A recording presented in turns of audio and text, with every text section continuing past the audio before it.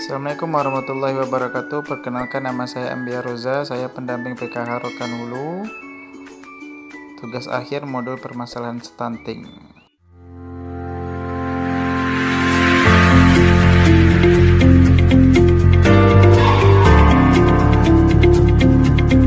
Assalamualaikum warahmatullahi wabarakatuh. Oke, baik, sebelum kita memulai pertemuan kita hari ini, marilah kita berdoa menurut agama kepercayaan masing-masing. Berdoa mulai. Berdoa selesai. Alhamdulillahirrahmanirrahim. Kita ucapkan kehadiran Allah Subhanahu wa Ta'ala karena berkat rahmat, nikmat kesehatan, kesempatan punlah kita dapat berkumpul dalam rangka pertemuan kelompok bulanan di kelompok Tanah Datar di Kelurahan Ujung Batu. Kemudian salawat beserta salam tak lupa kita ucapkan kepada junjungan alam, yakni Nabi besar Muhammad Sallallahu Alaihi Wasallam, dengan lafaz Allahumma sholli ala sayyidina Muhammad wa ala ali sayyidina Muhammad. Pertama, mungkin saya buka apa aja ya, masker ya. Kalau ibu-ibu nggak apa-apa pakai masker. Pertama, saya ucapkan terima kasih kepada ibu-ibu sudah berkesempatan hadir di pertemuan bulanan kita. Adapun hari ini kabar ibu gimana? Alhamdulillah sehat. Ya. Hari ini kita akan mempelajari tentang permasalahan stunting. Tentang permasalahan stunting. Tujuan dari pembelajaran ini nantinya ibu-ibu bisa memahami tentang apa itu stunting. Dampak dari stunting itu, kemudian bagaimana pencegahan dan penanganan stunting dalam kehidupan sehari-hari atau keluarga. Oke, baik, ibu-ibu bisa lihat saya sudah menempelkan gambar pohon yang sudah siap nih. Ini namanya, kita anggap ini sebagai pohon harapan. Apa ibu-ibu? Pohon harapan. Ya. Kemudian saya akan bagikan ini kertas yang ibu tulis, pegang ya, tulis nama, bagi lagi ke sana, bagi aja semuanya ya, tulis namanya, kemudian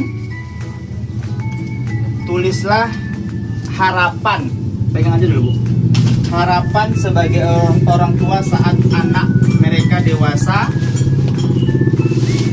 Apa harapan ibu-ibu pada saat anak ibu telah sampai dewasa? Apa harapan ibu? Tulis di situ. Di kertas tulis nama ibu, kemudian apa harapan ibu ketika anak ibu olah dewasa. Olah godang. Apa harapannya? Tulis di situ. Yang harapan, yang keinginan ibu kepada anak itu apa harapan yang ibu apa Anda? Ditulis sebuah harapan ketika anak ibu.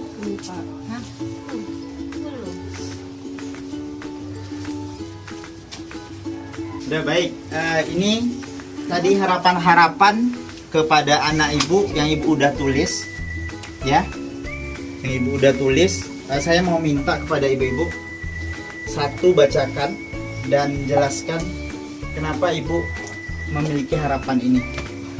Satu orang baca yang ibu baca tadi. Ibu apa duluan deh? Yang Roliati.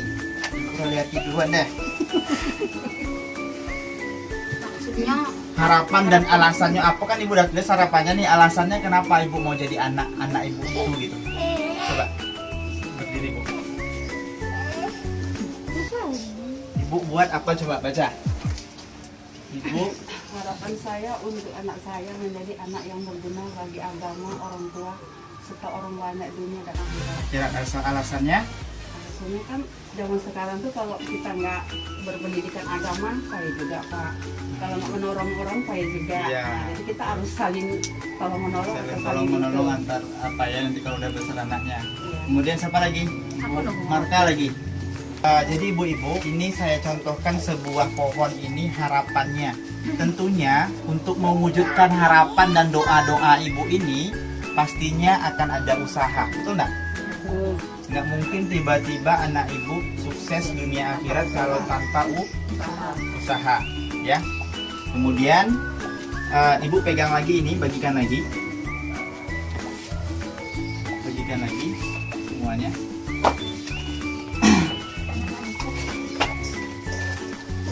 Ya nggak, harus ada usaha. Dari harapan yang ibu buat ini, silakan tulis apa usaha yang akan dilakukan untuk mewujudkan harapan yang sudah ibu tempel tadi di sini. Apa usaha yang akan dilakukan untuk mewujudkan harapan yang ibu sudah tempel di pohon harapan tadi? Apa usahanya untuk mewujudkan harapan anak awak kok? Apa yang awak lakukan? Belajar guna menyambut.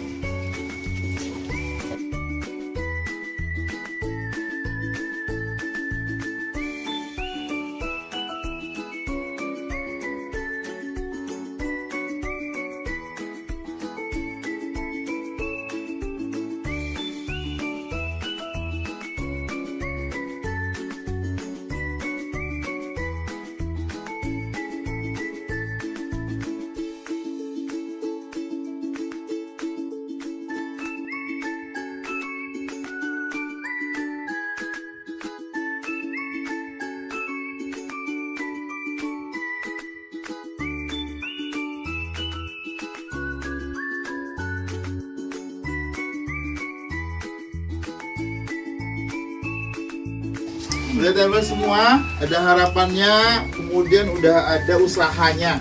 Dan ibu sampaikan. Kemudian ada harapan yang diberikan kepada anak-anak kita nantinya.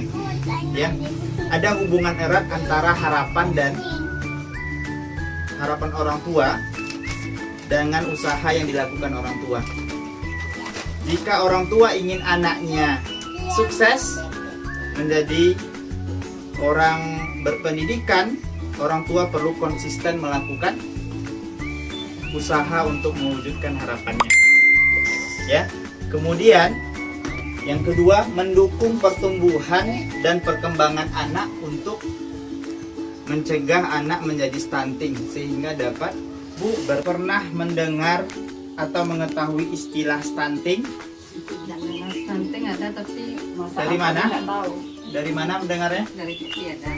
Dari TV ada. Kemudian kira-kira udah berapa lama ibu dengar itu? Kayak iklan cacing itu kan stunting katanya, nggak tahu. Stunting. Nggak tahu stunting. Tapi nggak tahu pengertian dari stunting, ya. Oke, sebelum kita masuk, kita akan tempel dulu ini.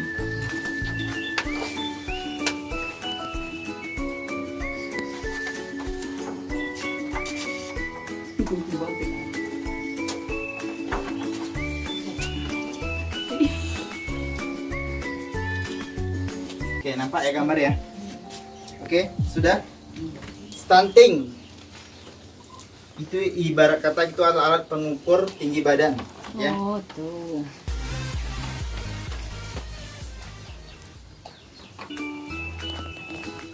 Ibu lihat, bisa nggak lihat gambar A dan gambar B? Gambar A tinggi Pak, gambar B rendah. Pendek.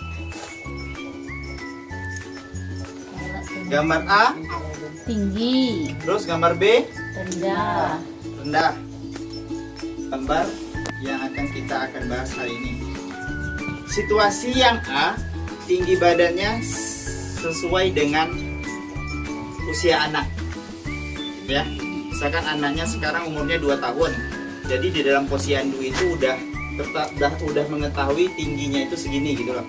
Yang kedua, situasi B, tinggi anak 2 tahun tapi Umur anak. umur anak 2 tahun tinggi badannya lebih pendek dari tinggi badan rata-rata anak seusianya. Ya, itu yang disebut dengan stunting. Pertumbuhan itu. Ya, pertumbuhan yang tidak sesuai atau tidak normal. Ya, stunting itu adalah apa tadi?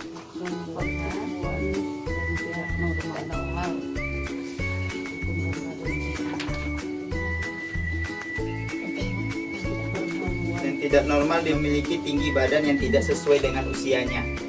Anak yang memiliki tinggi badan yang tidak sesuai dengan usianya, itu yang dikatakan apa tadi? Stunting. Apa tadi Bu? Bisa diulang? Yang tidak normal di mana anak tidak sesuai dengan pertumbuhan badan. Tapi di sisi lain pendek itu tidak sama dengan stunting. Ya. Belum tahu itu tentu stunting kalau pendek ya. Oke, kemudian Dia disuruh apa? Apa tadi? Apa tadi? Pertumbuhan badan yang tidak normal. pengertian dari stunting itu adalah kondisi di mana anak memiliki tinggi badan yang tidak sesuai dengan usianya. Itu stunting. Sesuai dengan usia. Terus gimana?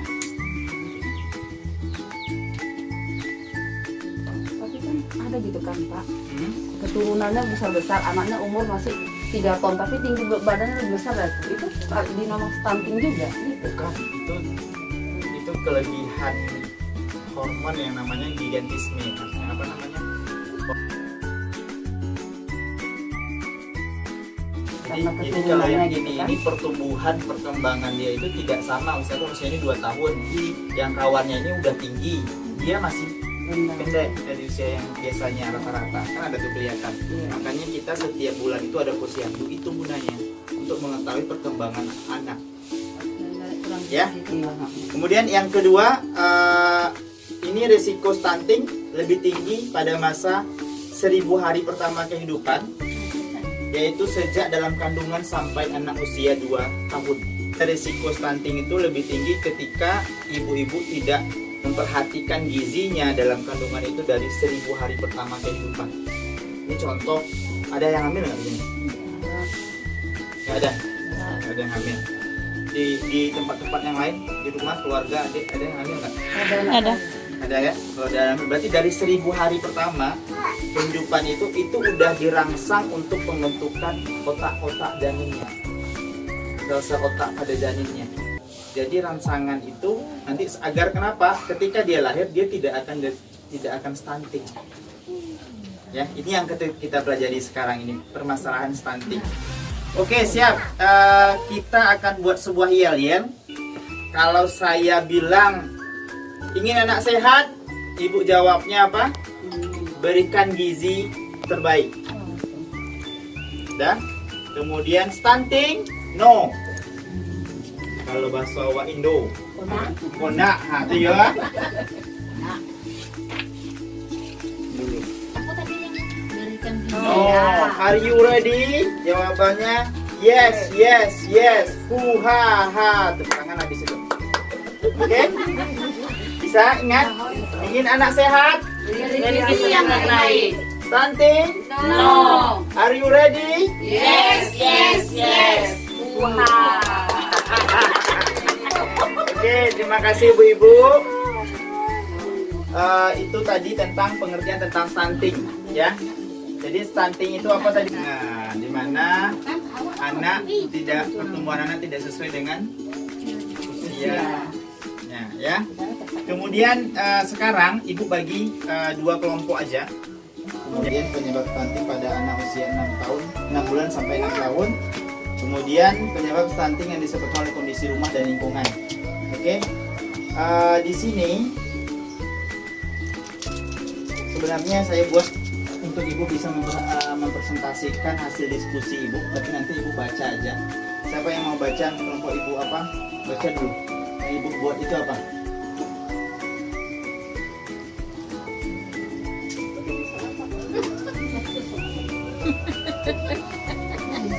Penyebab stunting pada anak usia 6 bulan sampai 6 tahun, asupan gizi yang buruk, bayi lahir karena prematur. Ya. 2. Penyebab stunting oleh kondisi lingkungan, berkali-kali diserang penyakit. Penyakit. Oke, jadi tepuk tangan kepada ibu. Kelompok yang kedua, modul 2, pencegahan dan penanganan stunting. Ya. Tulisannya. Perlu ibu ketahui yang selama ini ibu dapat bantuan sosial, silakan manfaatkan bantuan-bantuan itu untuk pemenuhan gizi pada keluarga ataupun anak bayi. Ya, jadinya agar nanti kita tidak menemukan stunting di wilayah kita atau di rumah kita. Ya, jadi kalau misalkan ibu-ibu ada melihat anak stunting atau segala macamnya, ibu bisa dapat hubungi saya. Satunya itu untuk pencegahan dan penanganan stunting.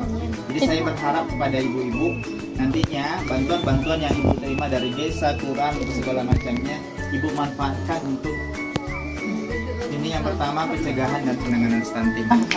Hari ini pertemuan bagaimana permasalahan stunting ini, ya, tentang pengertian stunting, kemudian apalagi tadi yang kita bahas, pengertian stunting, kemudian ada penyebab dari stunting, kemudian ada dampak dari stunting, dan bagaimana pencegahan dan penanganan pada stunting, ya, dukungan terhadap pencegahan dan penanganan stunting juga nanti sudah kita bahas tadi di situ.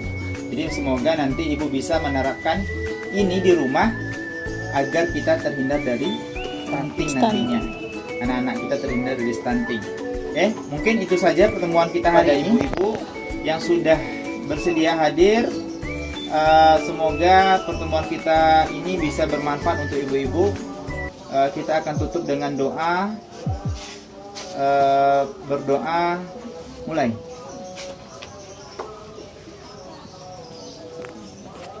Berdoa selesai. Saya ucapkan terima kasih kepada ibu-ibu. Semoga pertemuan berikutnya ibu hadir lagi untuk permasalahan stunting berikutnya di modul 3.